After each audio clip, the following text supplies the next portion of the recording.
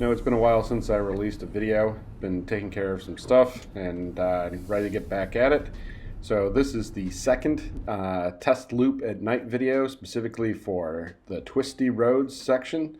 And before we get started, I do want to note that this type of road is not really what Autopilot is currently designed for. So though I note some things where Autopilot could have done a little bit of a better job, the fact of the matter is it's pretty amazing it can do this level of driving on something it's not really designed for. And it's fun to challenge the software. Alright, let's get started. So, like the last video, for this portion of the test loop, I'm going to set it for 40 miles an hour. The speed limit on this road is 45. Almost all of the turns are well below 45 miles an hour. In fact, 40 is probably too quick for most, but trying to see how much of this it will slow down for. In the dark, I was expecting more problems or blind hills with curves like this. This one it took really well. The speed was fine, the turning was fine. Previous software versions, I used to get some phantom braking right here. The last version, both day and night, no issues. We're now coming up to the first real challenging hill.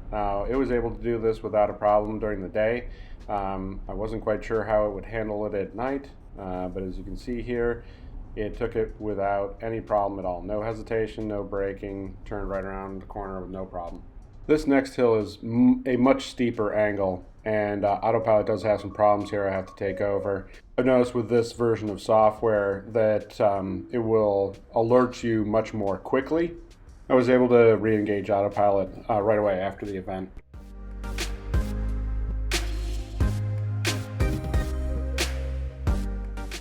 This right-hand turn is pretty sharp, and normally I would take this probably about 35.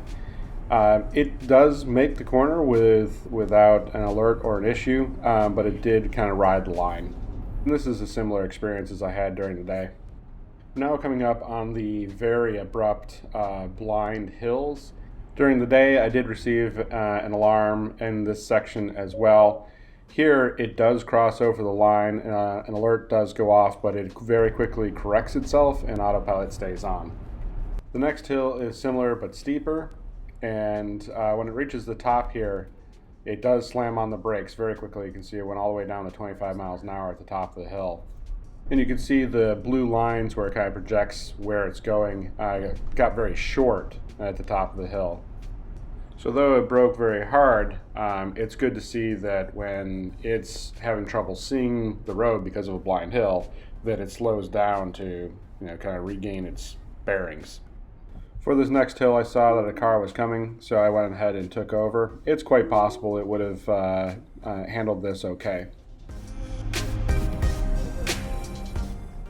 And we're coming up on another similar blind hill, and it does slow down again. You can see that the lines got shorter there. I didn't slow down quite as much, and there was a nice audible tone to give you a warning.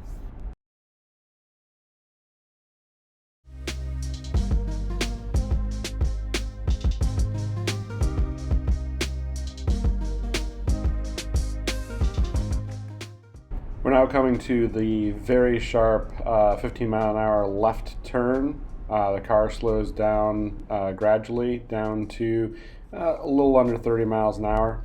It does hit the rumble strips. The rumble strips are all over the place in this corner, but I would say it probably touched the yellow line around that corner. It wasn't over it. And the speed that it took the corner at was comfortable. Now that the road is opened up, I increased the speed to 45 miles an hour. Coming to a left-hand turn with a blind hill, and it turns a little aggressively here, but the last few versions it's been able to make this turn without a problem.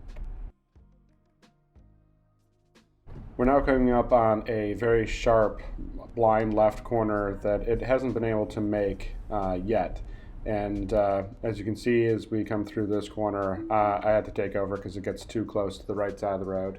I imagine if I manually reduced the speed, it would make it through that corner.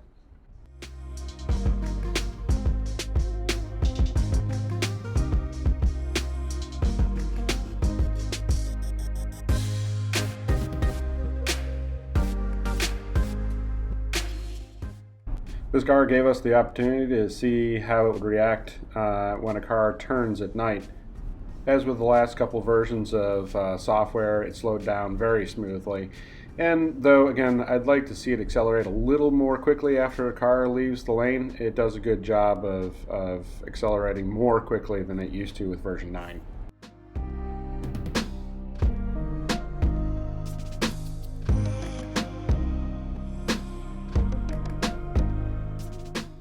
Since the turns are getting a little bit more aggressive, like the last video, I reduced the speed down to 40 miles an hour and really don't have any problems for the rest of the ride.